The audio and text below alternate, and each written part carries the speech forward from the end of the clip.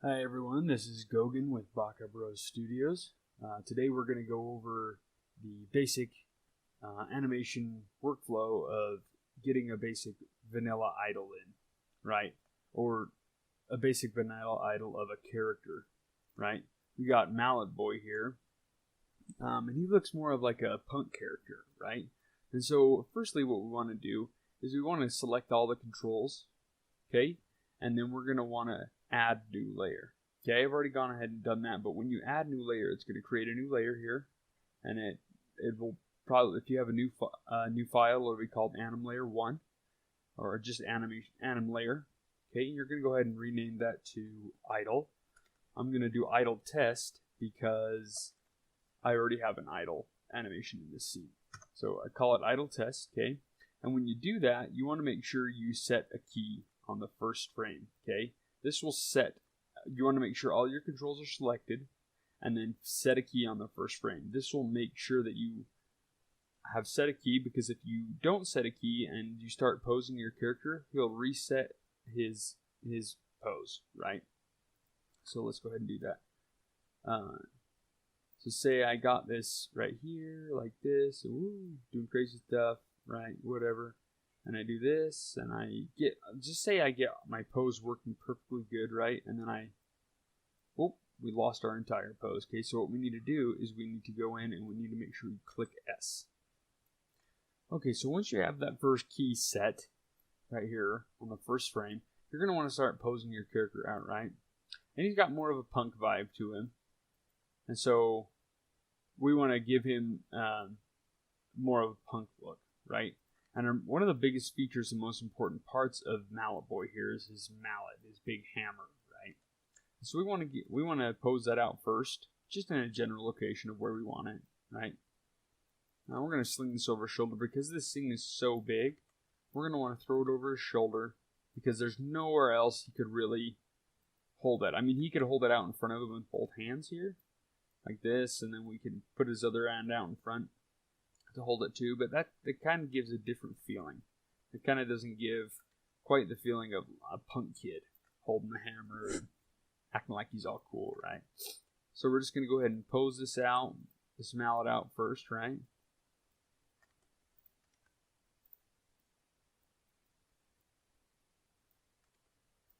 That's a good general location for that, okay? So because his mallet is on this side here, right? And this giant mallet, that balance of the body needs to go over to that side, and that's the most important part when you're setting up any sort of pose for anything. The balance and the weighting needs to feel correct. So we're going to go ahead and just start posing him out and making sure that that balance is more over to that right leg, right? Bend his knees down. And in body mechanics, when the weight is shifted, whether it's shifted to the left or right, let's say it's shifted over to the left here, that hip is going to go upward, and the opposite is going to go downward, okay? And then we need to create some counterposto with the chest here, going that way with the chest and going this way with the hips, right? Making little adjustments, little tweaks here and there, right? Pull this leg out a little bit. Pull this leg back. Making sure that we're keeping in mind the weighting. He's a punk kid, so we're going to puff his chest out a bit. Thinks he's cool, thinks he's a hero. Right? Let's pull that arm down.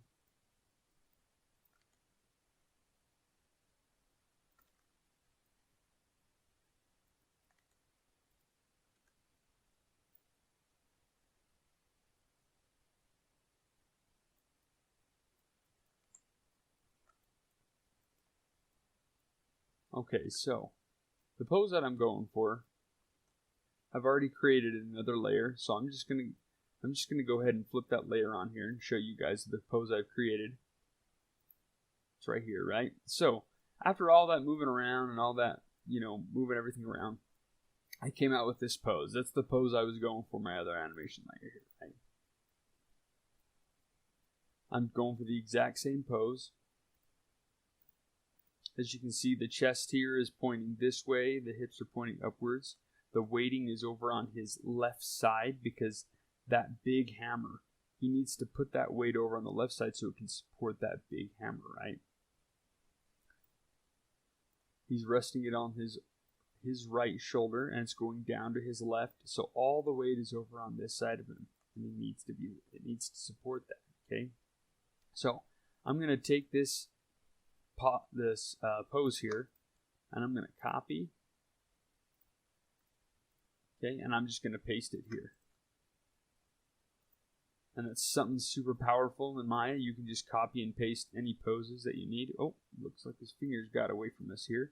That's fine. We're just going to, if this happens, if you find that this happens when you're copying and pasting frames, you can just go back to your original layer. Okay, drag everything and press S. Let's see if Maya freezes again on us. It does not. So we're going to press S. We're going to lock this key in here. Okay, we're going to lock this pose in. Now we're going to copy and paste again over to this here. And see if those fingers do what we want them to do. Paste. Yep, see, they snapped right into place because we locked that pose down. Okay, we locked the pose down by pressing S, right? We set that keyframe. We copy and paste it over here. So this pose is locked in for us. Okay, we can scribble along timeline. Notice he's not doing anything. So we're going to go ahead and we're going to create this idle. Okay, this video, I'm thinking this will be a 2-part video. And so this first part will just be getting down the general motion of the character. And then part 2, which will be the second video, will be getting those overlap and all that fun, cool stuff in there that makes it really come alive. And every animator is different, but for the way I work in stepped keys, right? So we just go to preferences here, and we go to auto, clamped, stepped. And this is how I create my key poses, and I've just known that I'm able to work fastest this way. I'm able to get the fastest poses in and the fastest timing in. And so I'm going to go to the graph editor here. And this is going to take a minute, but once all these keys are selected, I'm going to click on my layer here, and I'm going to step that. So now it's not, from now on, it's not going to create spline motion when I create the rest of my animation.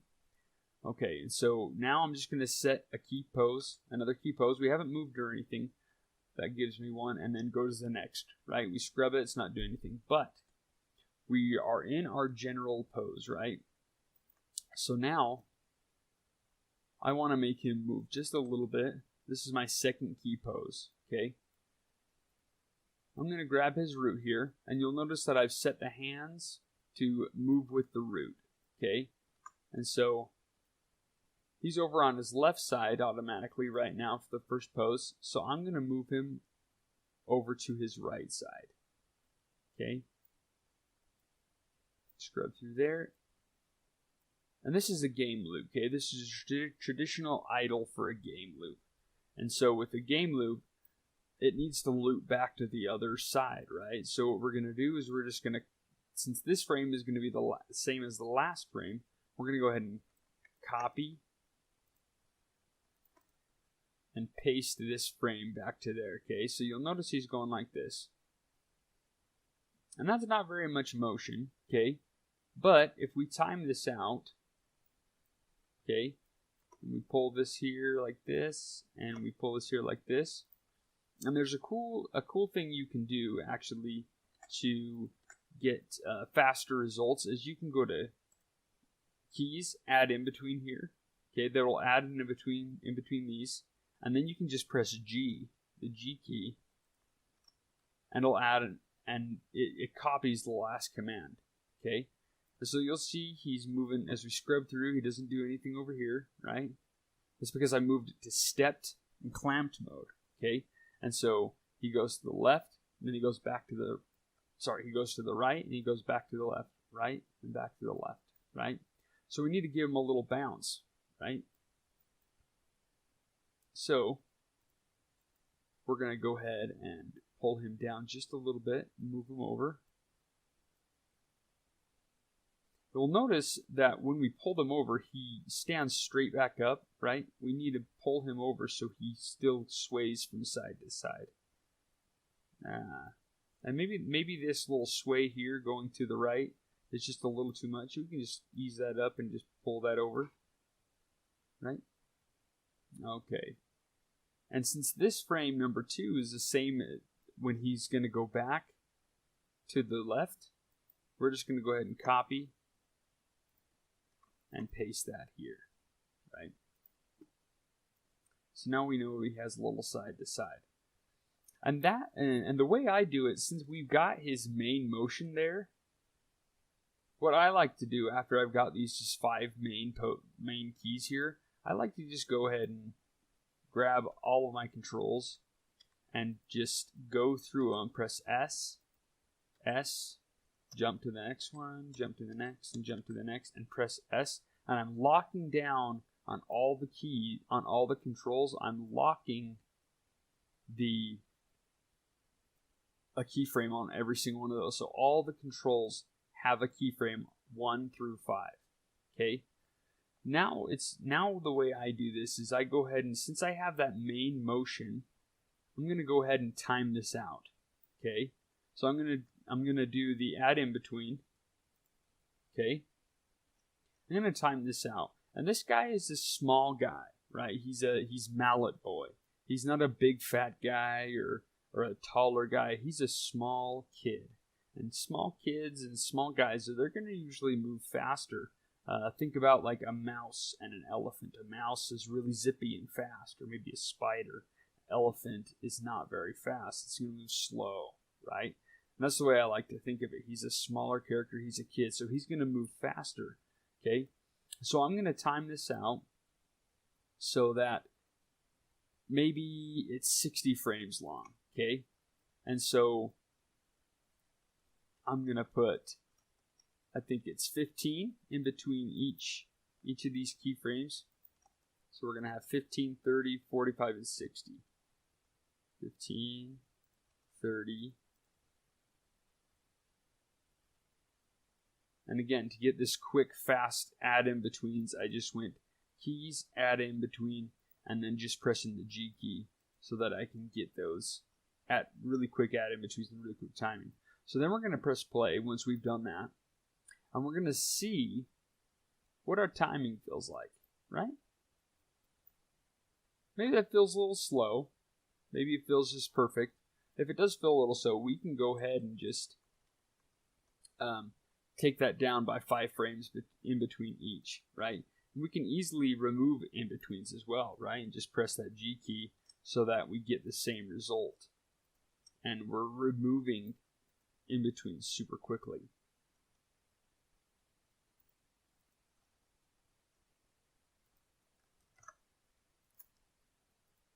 Let's see. So I look at this for a minute, and I'm just deciding, is this too fast, too slow? And depending on what I think, I'm going to go, you know what, this is a little too fast. When I created the MalletBoy idle animation, I did the same thing, but I decided to go with 60 frames. My initial first thought of 60 frames. And so we're just going to go put everything back where it was. Okay.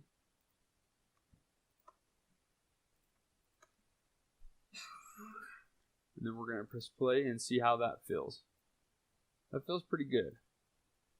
And so with this, since we got the main motion, we're going to go ahead and add all the things that are going to make this, all the body parts that are going to be moving, and we're going to move around later on to add that extra life, right? And so things like when he goes down, we're gonna want to add that overlap, and so he goes down, and then back up, and then back down, right? And every time we change it, we're gonna zoom out and look at it, right? And this whole time I'm keeping my graph editor in mind, right? I know that it's not overlap right now technically because his head, as he goes down, his head would go up, right? But I'm not thinking of that. I'm thinking about how the graph editor is going to look. We can most certainly do it this way, and depending on how we want to manipulate our graph editor later, which we'll go over in this part 2 video. Okay, we can go ahead and do it this way. That's fine. We got that. Okay. Go to his shoulders. Next, and we're just going to go down the line, and whatever body parts we think are going to be moving it, we want to add personality to this, right? So as he goes down, his shoulders are going to go up, right? And maybe we want to exaggerate the down on the shoulders so we see that just a little bit more, and we can tweak that later as we go.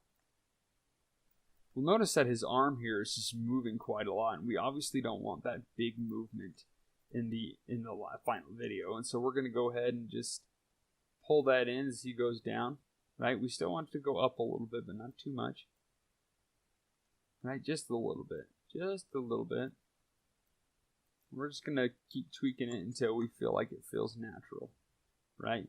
And even this right here, without polish, extra polish, this is actually feeling kind of like he's alive, right? Because we're adding in the overlap in the blocking phase, which makes things a lot easier. And I've noticed, as I've been animating for a while now, I've noticed that keeping my timeline as clean as possible with as little as keys possible really helps in the end, because it's keeps things organized, and I know exactly where my keys are, and I don't have to worry about searching the timeline for a key pose that I might have added in. If I just keep these 5 poses in here and I try and stick to that, it organizes my timeline a lot.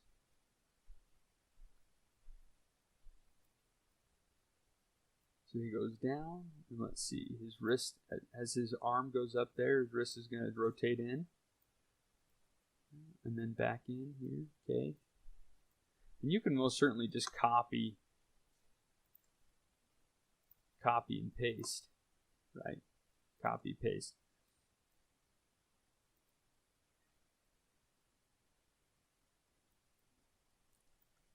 Okay, he's looking pretty cool so far. Just in the blocking phase, he's looking really awesome. Just in the blocking phase, as he goes down, we're gonna rotate that mallet upwards, right, like that. We're gonna copy that over to there. All right, that mallet's moving now. Okay, get his fun little hair going too.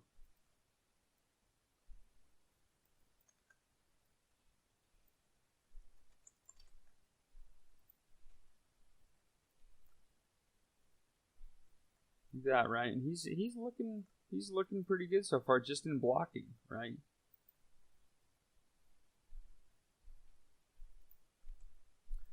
I'm gonna, since he's swaying to the left, I'm gonna have his arm sway over.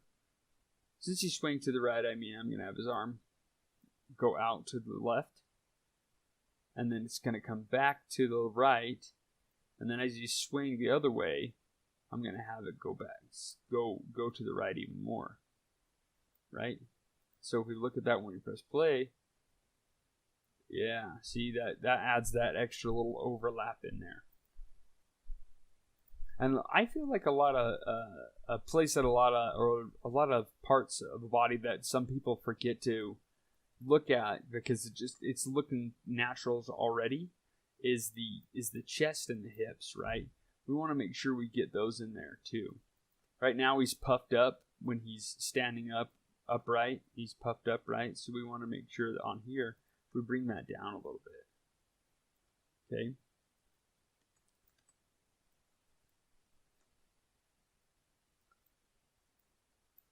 So he has this more breathing motion. Okay. And then his hips, as he's over on this side, and as he goes to the other side, we want to make sure we rotate it over because he's shifting his weight just ever so slightly over to the right. Okay. And on this frame, you're going to want to get rid of this frame because it's just this frame copied. I mean, so we want to make sure we customize this frame. And he doesn't, and it remains there, and then he goes back over like that. See, like, okay. We press play. And maybe he's, no, yeah, this feels pretty good. I'm feeling like this is feeling pretty good. And there are some other adjustments we can make. Say we want his hoodie here to move as well.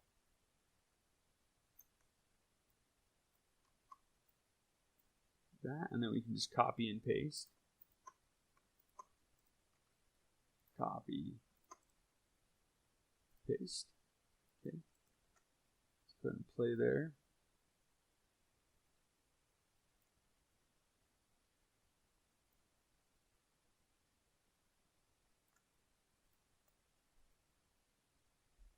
All right, this is feeling really good to me so far, right? And so we have the main motion happening, right? And that's the most important part of any animation, is to get the main motion down and get the main weighting down and feeling down, right? And this kid looks like a punk. He's got this big mallet leaning over his shoulder like that, and he's got this fist, and his fist is clenched, and he just looks like a punk. His chest is puffed, and so I think we got the perfect feeling for who this character is supposed to be and what he's supposed to be doing, right? And so, yeah, that was part 1 of the animation tutorial for the getting in a basic idle. And in part 2, we're going to go over the graph editor and what we can do to really really polish this guy up and make him shine and really bring him to life. Even though he looks pretty good right now in blocking, this can't go in game because it is in blocking. And so we need to spline it, and we need to go into polish. So thanks for listening, guys. I look forward to seeing you in the next video. Thanks for watching this video. If you enjoyed this video, don't forget to like and subscribe to Baka Bros Entertainment for more updates on our game development videos. And just remember, keep on developing, bros. Yeah! Happy developing, bros.